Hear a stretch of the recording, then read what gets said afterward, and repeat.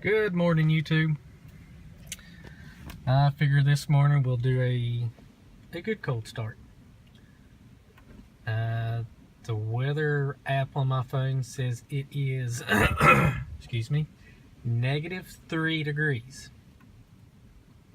So take that for what it's worth. So I think the last video I did was a 13 degree. It's in the teens, but this is -3 degrees Fahrenheit. See what happens.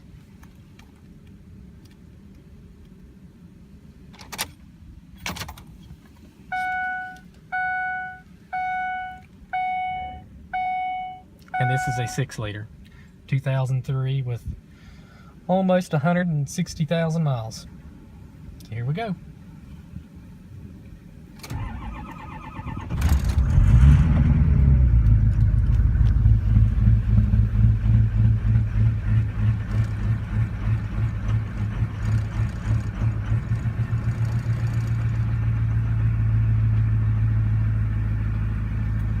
There you have it. A 2003 6.0 powerstroke. -3 degrees cold start. Thanks again. Comment, rate, and subscribe. Till next time.